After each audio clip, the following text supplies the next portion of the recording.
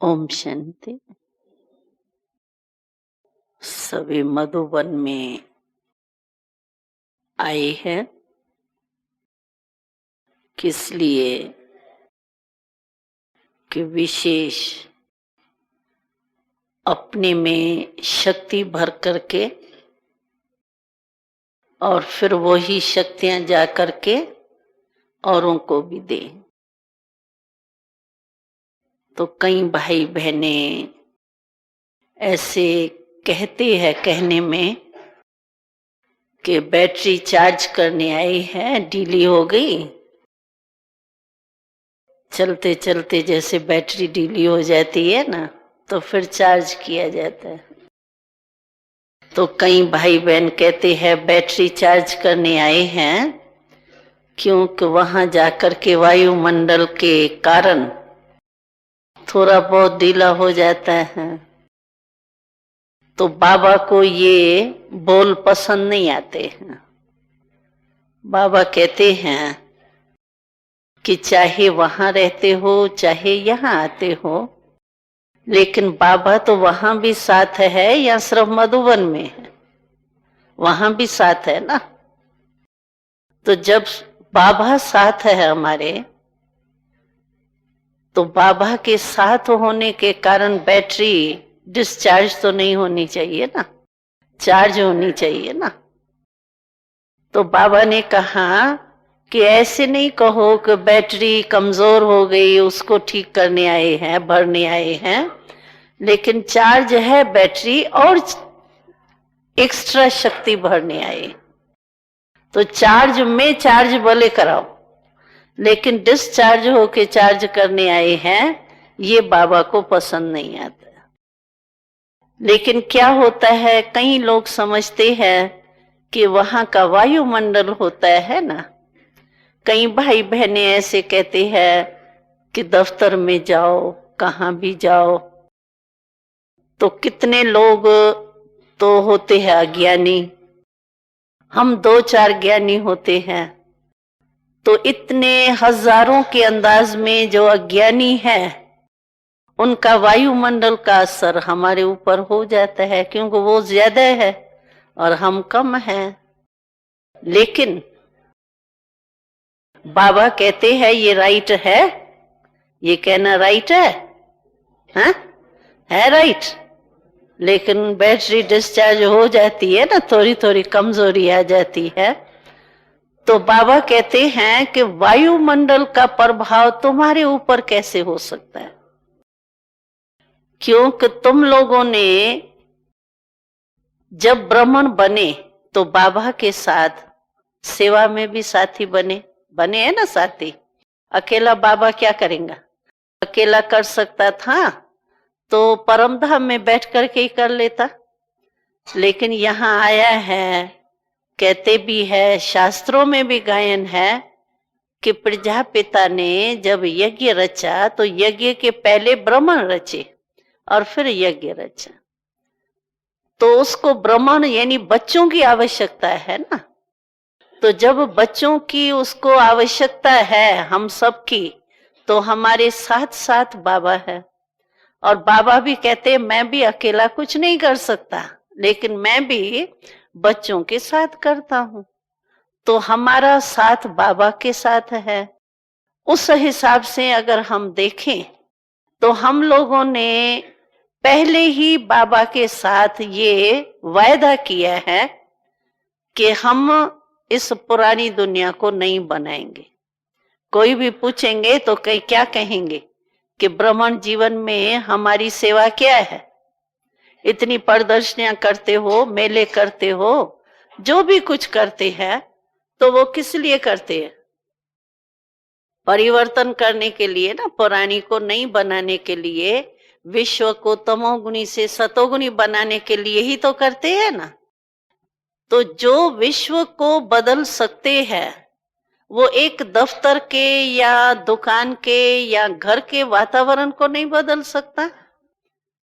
ठेका तो लिया है विश्व को बदलने का, और एक दफ्तर के वातावरण में भी हम असर में आ जाए तो सभी क्या हंसेंगे ना। कहते क्या है और होता क्या है। जैसे देखो कोई, हम हमेश सुनाते हैं, देखो कोई डॉक्टर होता है, टीबी का डॉक्टर है मानो, अभी टीबी के जर्म्स उसको पता है फैलते हैं, और टीबी का डॉक्टर कहे तो मैं क्या करूं, वो जर्म्स ही ऐसे है टीबी के, इसलिए मैं टीबी का डॉक्टर हूं ना, तो मैं भी टीबी का पेशेंट हो गया क्योंकि जर्म्स ही ऐसे है। तो उसके ऊपर सब हंसेंगे ना, वाह डॉक्टर वाह, तुम ऐसा कमजोर है क्या। अभी आग बुझाने वाले जाते हैं तो आग का सेक तो होता ही है, सबको पता है, लेकिन आग बुझाने वाले जो है वो ही जल करके खत्म हो जाए तो उसको क्या कहेंगे।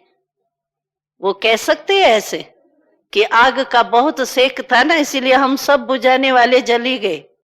तो ये क्या हुआ, हमारा भी तो ऐसा ही हुआ ना। हम कहते हैं हम विश्व का परिवर्तन करने वाले हैं, 5 तत्वों को भी बदलने वाले हैं, और मनुष्यों के वाइब्रेशन के असर में आ जाएं, तो ये तो ठीक नहीं है ना। इसीलिए हमको कभी भी ऐसे स्थान पर जाना होता है जब हम समझते हैं कि यहाँ का वायुमंडल ऐसा है, तो पहले से ही अपनी तैयारी करके जानी चाहिए। जैसे फायर ब्रिगेडर होते हैं तो आग बुझाने के लिए जाते हैं तो क्या करते हैं, पहले अपनी ड्रेस पहनते हैं, अपने साधन अपना करके जाते हैं ना।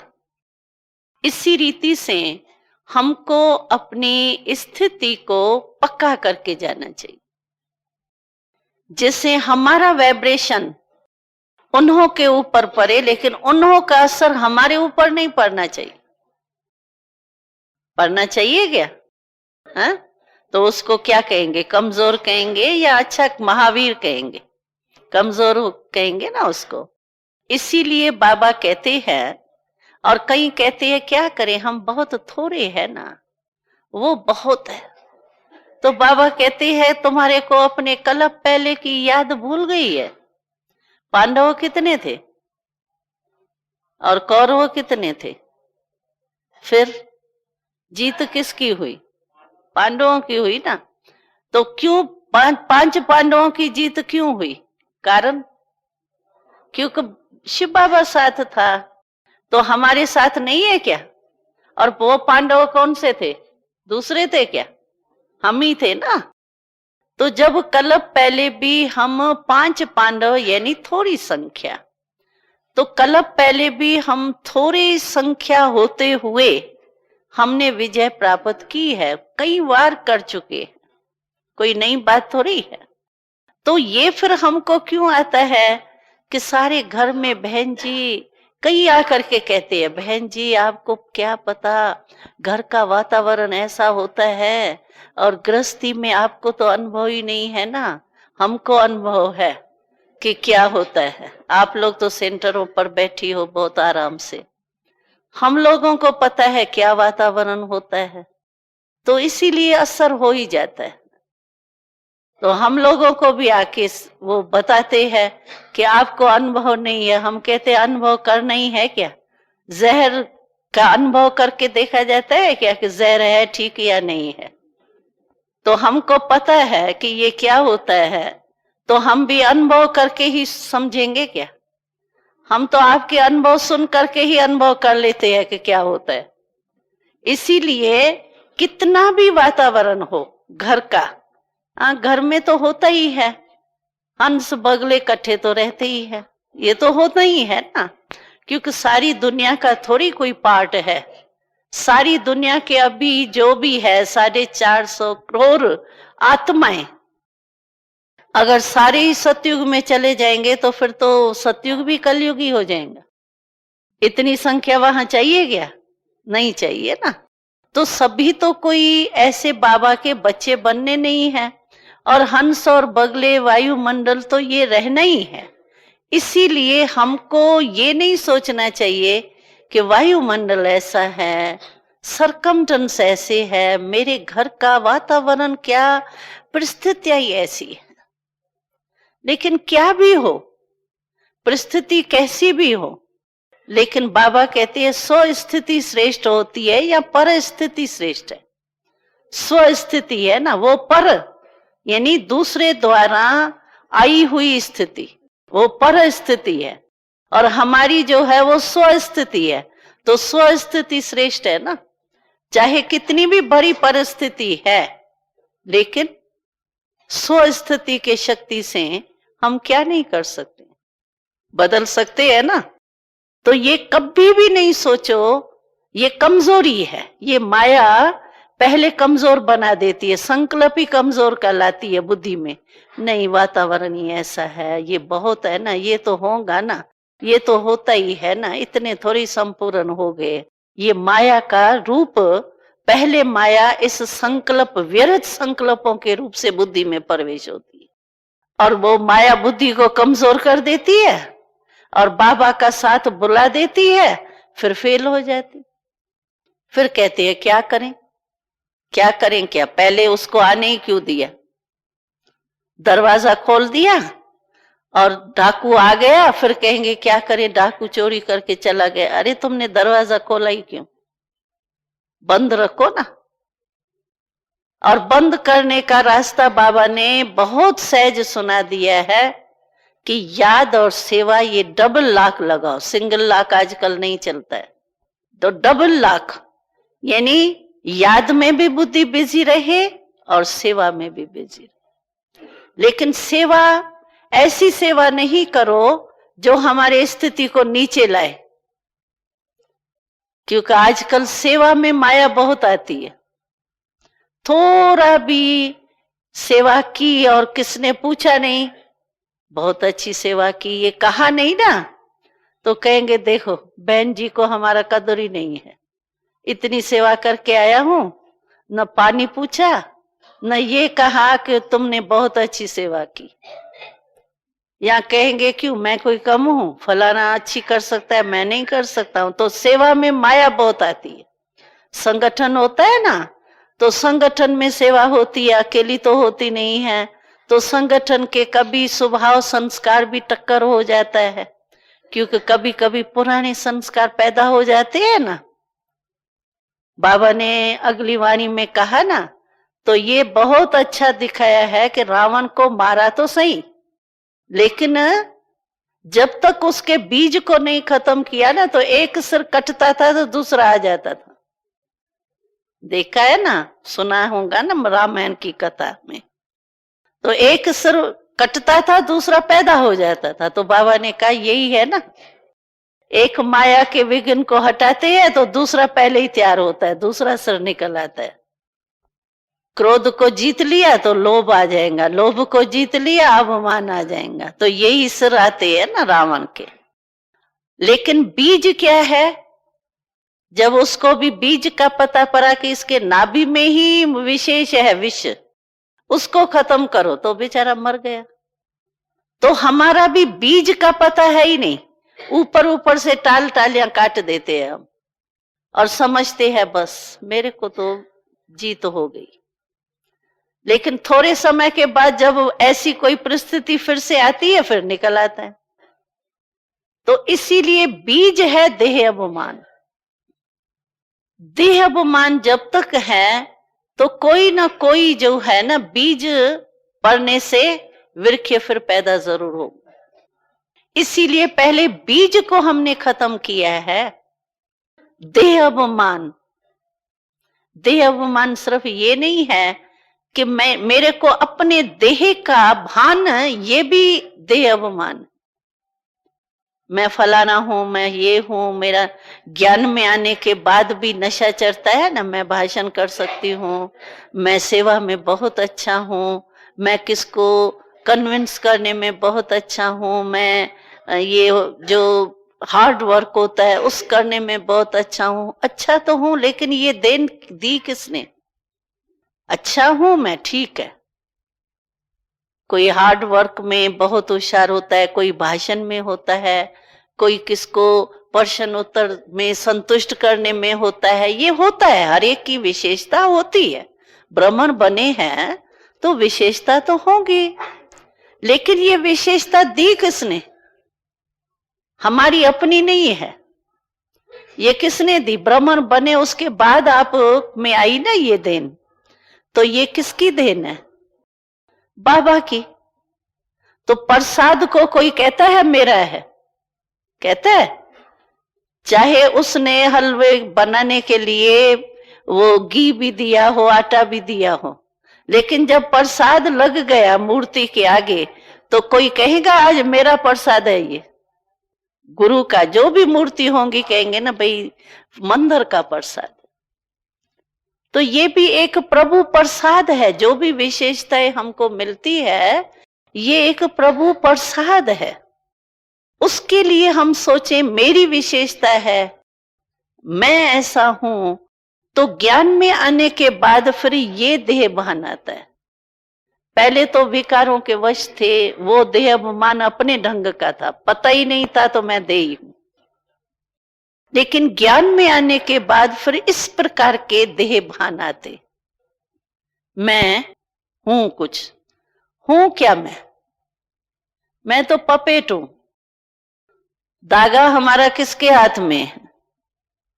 हाँ, शिव बाबा के हाथ में। वो नचा रहा है, मैं नाच रही हूं।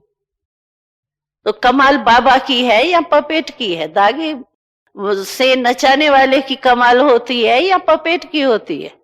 हाँ, पपेट माना कठपुतली जो होती है ना, क्या कहते हैं उसको, कठपुतली होती है ना, तो धागा वाला वो नचाता है उसको। तो धागा हमारा कहाँ है, किसके पास है? बाबा के पास। और हम तो वो नचा रहे हैं, हम नाच रहे हैं, हम निमित्त बन के कर रहे हैं, लेकिन कराने वाला कौन है? देन सारी है बाबा की। तो बाबा की देन को मैं अपना करूं तो ये तो अमानत में ख्यानत हो गई ना। मेरा थोड़ी है ये सब गुण बाबा ने हमको दिया। सारे दिव्य गुण मेरे में थे क्या पहले?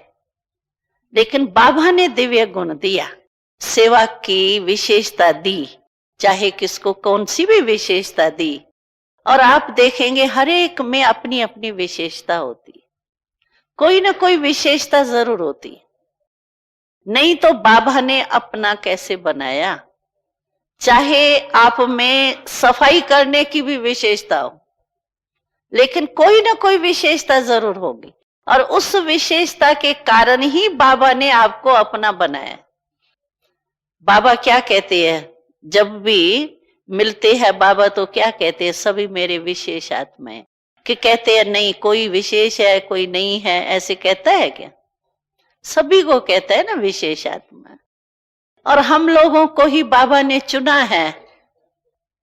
देखो इतने करोड़ आत्माएं हैं और उसमें से हमको ही बाबा ने चुना है, तो जरूर कोई तो विशेषता है देखी ना बाबा ने हमारे में। लेकिन वो मेरी विशेषता नहीं है, वो प्रभु की दी हुई विशेषता है। हमको अपनी विशेषता का पता ही क्या था? अवगुणी थे ना।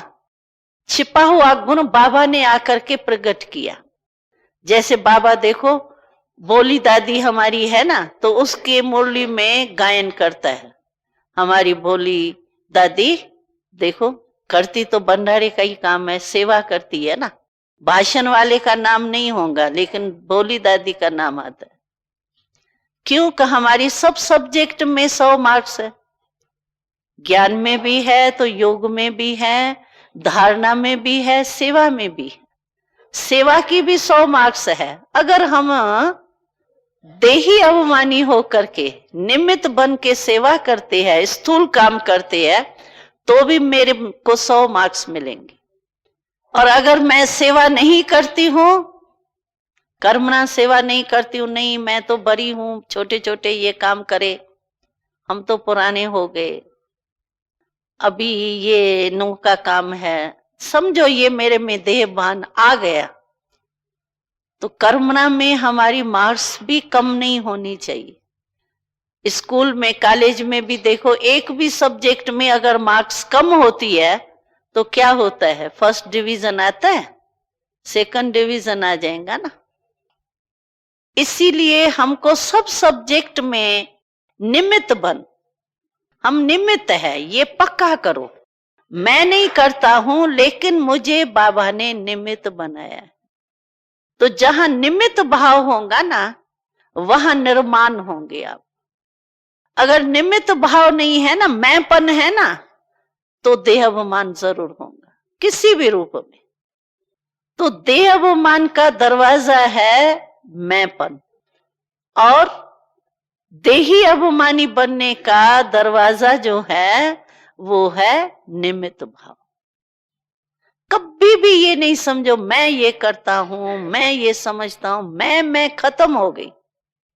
देह भान की हाँ मैं शुद्ध आत्मा हूं, मैं बाबा का विशेष आत्मा हूं, बाबा ने मुझे नूरे रतन बनाया है, बाबा ने मुझे सिकीलदा बनाया, लाडला बनाया। आत्मा के नाते से मैं शुद्ध आत्मा हूं, शरीर का भान नहीं।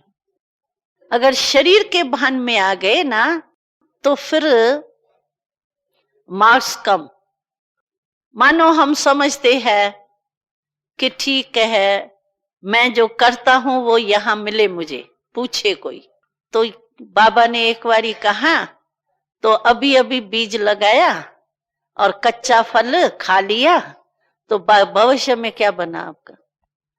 फल पैदा हुआ, कच्चा ही खा लिया, पकने ही नहीं दिया। पकना है सतयुग में, फल वहां मिलना है, अभी कच्चा फल है, और कच्चा फल ही आपने खाना शुरू कर दिया, तो क्या मिलेगा? भविष्य क्या बनेगा? जमा क्या होगा? होगा जमा? नहीं होगा ना। इसीलिए बाबा कहते हैं निमित्त भाव बस। और चेक करो, मैं काम कर रही हूं, कर रहा हूं, लेकिन निमित्त भाव से कर रही हूं, मैंपन तो नहीं आ गया। तो चेकिंग और क्या करनी है? यही करनी है ना। और निमित्त भाव में क्या है? बोझ नहीं है हमारे ऊपर, निमित्त है। करावन हार करा रहा है, मैं निमित्त कर रही।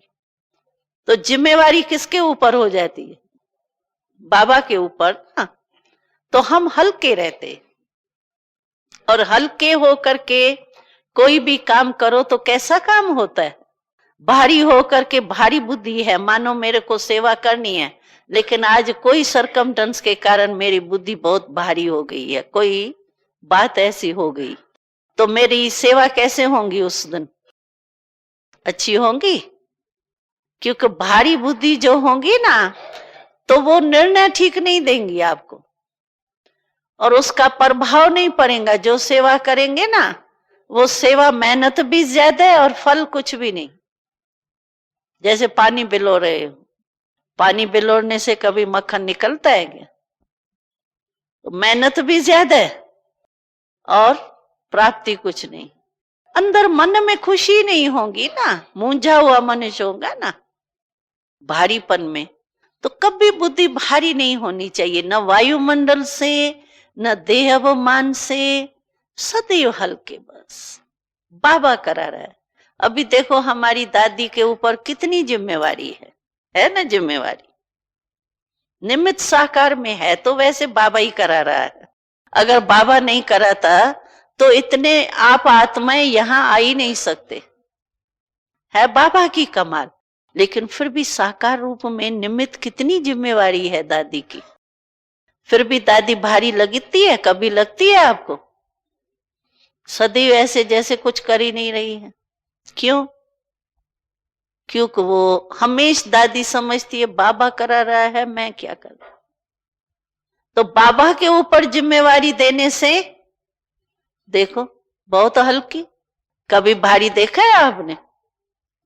और जिम्मेवारी कितनी है आपके पास? तो घर में होंगे चलो 15, 20, 50 परिवार के, होते नहीं है इतने, लेकिन चलो। और ये कितने हैं? 3 लाख। और फिर भी देखो हल्का, कैसे हल्का रहती है? कारण क्या? क्योंकि वो समझती है कि मैं निमित्त हूं, बाबा करा रहा है बस। तो बाबा कहने से कितने हल्के हो गए। हमको याद है एक ब्रह्मा बाबा की बात याद आती है कि एक बारी देखो बाबा, ब्रह्मा बाबा को भी हमेशा ये रहता था बाबा करा रहा है, बाबा करा रहा है, बाबा बैठा है, बाबा जो कहता है वो मैं कहता हूं। तो एक बारी क्या हुआ, यहाँ इंदिरा गांधी जब थी ना, तब इमरजेंसी लगी थी, आप लोगों को याद होगा। तो इमरजेंसी का टाइम था, और उस समय हमारी राजस्थान गवर्नमेंट जो है उसके पास एक कोई रिपोर्ट गई। उस समय में क्या था, ये चीन और इंडिया की कुछ थोड़ी जमीन के ऊपर लड़ाई लग रही थी। तो एक बारी बाबा के मुरली में बाबा ने कह दिया था, तो ये देखो एक छोटे से जमीन के टुकड़े के पीछे इतना लड़ रहे हैं, कितने मर रहे हैं बेचारे। ये तो ऐसे लड़ रहे हैं जैसे दो मुर्गियां लड़ती है ना, ऐसे लड़ रहे हैं। तो बाबा की मुरली चली थी, वो मुरली गवर्नमेंट के पास पहुंच गई, इमरजेंसी का टाइम था। तो वो जो राजस्थान गवर्नमेंट के जो होते हैं ऑफिसर, वो मुरली लेकर के आए यहाँ। तो ये किसने चलाई है, ये देशद्रोही है। क्यों कहा है ये मुर्गियों के माफक लड़ते हैं, ये क्या, ये तो देशद्रोही है। तो उसको तो पकड़ा जाएगा, क्योंकि इमरजेंसी में तो कोई पूछता ही नहीं है क्यों क्या। तो वो मुरली लेके आए यहाँ। तो हमारे भाई बहनें उनसे मिले, उन्होंने कहा नहीं, आप बताओ ये कौन, किसने मुरली चलाई है, उसके से हमको मिलना है और उसको हमको देखना है, ये क्या बोला है उसने, देशद्रोही है ये। आप लोगों को पता नहीं है कि ये देशद्रोही की क्या सजा होती है। मतलब अपना जो रौब दिखाना था उनको वो दिखाया। तो बाबा के पास मिलने गए, तो बाबा को कहा कि ये जो मुरली है, मुरली तो नहीं शब्द बोला, तो आप तो देशद्रोही हो, सीधा सीधा बाबा के आगे जाकर के बोला। तो बाबा ने बड़े धीरे से मुस्कुराते उनको दृष्टि मीठी देते हुए कहा, तो मैंने तो नहीं चलाई है ये मुरली।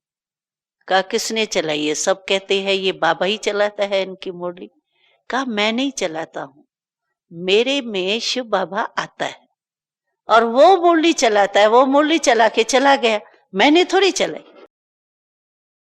तो देखो, तो उसने कहा वो फिर कौन है, कहा वो तो निराकार है। कहा उससे कैसे मिले, कहा आप उस निराकार से तो निराकार होकर के मिल सकते बाकी ऐसे तो मिल नहीं सकते हैं। तो उसको उसने चलाई है, मैंने नहीं चलाई है ये। तो वो बेचारे चुप हो गए, कहते आपने नहीं चलाई। कहा नहीं, मैंने बिल्कुल नहीं चलाई, ये तो शिव बाबा ने चलाई। तो उसको कैसे मना करे। तो कहा ठीक है, अगर हम नहीं मिल सकते उससे तो आप तो मिलते हो ना। कहा तो कहा उसको आप तो कह सकते हो ना, तो ये रॉन्ग है। कहा मैं कह दूंगा। बाबा ने कहा मैं कह दूंगा, मैं कह दूंगा भाई ये ऐसे ऐसे है, मैं कह दूंगा। बाकी वो तो चला गया, अभी मेरे पास थोड़ी बैठा है, वो चला गया, ये बाबा चलाता है, मैं नहीं चलाता। तो देखो, और वो बेचारे एकदम समझ ही नहीं सके अभी पकड़े किसको।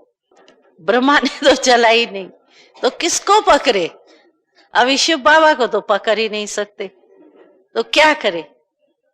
तो वो चुप हो गए। फिर बाबा ने उसको उन्हों को बहुत मीठी दृष्टि दी, थोड़ी बातचीत की, बच्चे बच्चे कह करके बात की बाबा ने। तो वो तो बेचारे ठीक हो गए, जो जोश था उन्हों का वो तो खत्म हो गया। और फिर कहे बाबा जी, फिर हाथ जोड़ के बाबा जी आप उस बाबा जी को कह देना जरूर कि ये ठीक नहीं है तो देखो बाबा का बचाव किससे हुआ, हा? और ये पक्का था ना बाबा को। अगर बाबा कहते हाँ मैंने कहा है तो रॉन्ग है ना। और बाबा तो कहता भी नहीं है, चलो कभी ब्रह्मा बाबा कुछ शब्द बोल भी देता है बीच में, लेकिन ये अथॉरिटी के बोल तो शिव बाबा के सिवाय ब्रह्मा बाबा भी नहीं बोल सकता। तो बाबा ने कहा मैंने बोला ही नहीं, राइट है ये बात। तो देखो बाबा को कितना बाबा याद था प्रैक्टिकल में, और बचाव भी किससे हुआ, बाबा को आगे रखने से कितना बचाव हो गया। नहीं तो भाई बहन तो सोच रहे थे पता नहीं आज क्या होने वाला है, क्योंकि इमरजेंसी थी ना। लेकिन बाबा ने ऐसा राइट उत्तर दिया तो वो बेचारे चुप हो गए, एकदम शांत होके बाबा ने टोली खिलाई। बाबा ने कहा सारा घर देखो, ये करो, बस खुश होके गए। लेकिन बाबा होते हुए भी बाबा को साथ रख, तो कितनी सेफ्टी का साधन है। और हम लोग हम कहते रहते मैंने किया, ये देखो ब्रह्मा बाबा भी मैं नहीं कहता। और हम अगर मैं कहते हैं तो एक नहीं भाषण करते हैं, तो मैं कौन करता है? हा? बकरी करती है ना मैं। तो ये मैं जो है ना, ये बकरीपन है, बकरा या बकरी। और इसीलिए बेचारे बकरी कोई बलि चरा देते हैं। मैं कोई बकरी चराना है ना हमको शिव बाबा को, ये मैं की ही तो बलि चरानी है ना। उन बेचारों ने मैं करने वाले बकरी को ही फंसा दिया। लेकिन है वास्तव में ये मैंपन जो होता है ना, ब्रह्मण आत्मा में भी होता है, अज्ञानियों में भी होता है। तो ये जो मैंपन है ना, ये बहुत धोखा देता है देह अवमान का। इसीलिए इसको बलि चरा दो बस, और धक से। वहां भी देखो ना, वो जब बलि चराते हैं कहीं काली के मंदिर में, कहा कई जगह पर चराते हैं, तो वो कहते हैं अगर एक धक से नहीं मरा ना तो वो महाप्रसाद नहीं है। अगर चिचला के मरा ना तो कहते हैं महाप्रसाद नहीं। तो आप भी धक से इस मैंपन को खत्म करो। और जब तक मैंपन को आपने खत्म नहीं किया है ना, अब बकरी देखो उसका शीश हमेशा नीचे होता है, और शेर ऐसा करेगा कभी? वो तो बेचारी नीचे ही देखती रहती है। तो ये बकरीपन नहीं, हम तो शेर है। तो इसीलिए हमारा हमेशा स्थिति ऊंची हो, नीचे नहीं। नीचे अगर आएंगे ना, फिर ऊपर चढ़ने में ही टाइम चला जाता है। एक बारी बाबा ने बहुत हंसी की बात सुनाई थी। कहा कई बच्चे कहते हैं हम 4 घंटे योग में बैठे थे, बहुत योग लगाया, 4 घंटे बैठे थे। लेकिन 4 घंटे योग में थे या युद्ध में भी थे? तो बाबा ने कहा युद्ध करते युद्ध है, 2 घंटे योग होगा, 2 घंटा युद्ध होंगी। लेकिन कहेंगे क्या 4 घंटे योग में बैठे? तो युद्ध को थोड़ी योग कहेंगे। मानो कोई व्यर्थ संकल्प आया और कोई ऐसी बात आपके पास आ गई और उसको मिटाने की आप पुरुषार्थ कर रहे हो, तो उसको योग कहेंगे क्या कि युद्ध कहेंगे? तो युद्ध में भी तो टाइम जाता है ना। और युद्ध में क्या होता है? मजा थोड़ी आता है। योग लगे बस बाबा से रूह ध्यान कर रहे हो, बाबा से मिलन मना रहे हो, शक्तियों की अनुभूति कर रहे हो, उसमें तो है मजा। और अगर युद्ध ही करते रहेंगे, एक युद्ध करेंगे, एक संकल्प व्यर्थ को मिटाएंगे, फिर दूसरा आ जाएंगे, दूसरे को मिटाएंगे, तीसरा आ गया। तो युद्ध में क्या होता है? थकावट होती है और फिर मजा नहीं आता है। कई बार तो युद्ध में कोई बात हो जाती है ना, मानो घर में या अपने ब्राह्मण परिवार में कोई बात हो गई, तो उस दिन आप योग में बैठेंगे ना, तो शिव बाबा के बदले पहले वो बात आएंगी। सोचेंगे शिव बाबा को याद करें, लेकिन वो बात आपसे हटेंगी नहीं और उसकी युद्ध करते रहेंगे। और युद्ध करने में क्या है, कभी कभी तो थक जाते हैं ना, तो कहते हैं हमारा तो भाग्य ही नहीं है, योग लगता ही नहीं है, कितनी मेहनत की है लेकिन क्यों नहीं लगता? उसका कारण क्या है वो सोचो। कारण ये होता है तो कोई ना कोई बुद्धि के ऊपर हमारे बोझ होता है बात का, या पुराने संस्कार के इमर्ज हो जाते हैं, उसका बोझ होता है। इसीलिए हमारी बुद्धि बाबा के बजाय उस बात की तरफ आ जाए। क्योंकि बोझ देखो तराजू में कौन सा झुकेगा, कौन सा तरफ? जो बोझ वाला होगा ना, जो हल्का होगा वो तो नहीं झुकेगा ना। तो ये भी ऐसे ही कोई ना कोई बुद्धि में बोझ होता है, तो कितना भी बाबा को याद करेंगे आपकी बुद्धि फिर उस बोझ के तरफ ही, क्योंकि लगाव जहां होता है वहां झुकाव, बुद्धि का झुकाव आपका उस तरफ जाएगा, शिव बाबा की तरफ नहीं जाएगा। इसलिए क्या करना चाहिए? एक तो बुद्धि को हल्का रखो, और हल्के रखने का आधार क्या है? ये मैंपन छोड़, बॉडी कॉन्शियसनेस छोड़ो, बस निमित्त भाव। और जितना निमित्त होंगे ना उतना आप निर्माण स्वयं ही रहेंगे, अवमान नहीं आएगा आपको। क्योंकि निमित्त भाव में बाबा कराता है ना, मैं नहीं करता, तो निर्माण रहेंगे, क्रोध नहीं आएगा। जो निर्माण रहता है उसमें क्रोध नहीं आता है। नहीं तो थोड़ी बात ही होगी, थोड़ी इंसल्ट किसने की, थोड़ा पूछा नहीं, थोड़ा ये नहीं किया, तो बस अवमान आ जाएगा, क्रोध आ जाएगा। क्या समझते हो हम भी कम नहीं है, टीचर टीचर है तो मैं कोई कम हूं, मैं भी बाबा का बच्चा हूं, ये क्रोध आ जाएगा। इसीलिए निर्माण बनने के लिए यही युक्ति सदा साथ रखो कि मैं निमित्त, और बाबा को सामने रखो हर बात में, बाबा बाबा बाबा। देखो कल वो गवर्नर की वाइफ आई तो बाबा ने उसको कहा, तो तुम बस और कुछ नहीं करो, बस सारा दिन ये सोचो कि मेरा बाबा, मेरा बाबा। तो कहती है बहन जी मैं रात्रि को सोई तो सारा टाइम मेरी जैसे टेप चल रही थी अंदर, मेरा बाबा मेरा बाबा। तो देखो उसने भी प्रैक्टिकल किया। तो हम तो पुराने हैं, तो हमको क्या याद रखना चाहिए? हा? बाबा याद रखना चाहिए या मैं? हा? बाबा। और इतना बाबा प्यारा है, इतना मीठा है, इतनी प्राप्ति कराता है। प्राप्ति वाला कभी भूलता है? भूलता है कभी? तो बाबा क्यों भूले? बाबा तो सब प्राप्ति कराता है। तो ये स्मृति रखने से आप बिल्कुल ही ठीक रहेंगे। अच्छा, ओम शांति।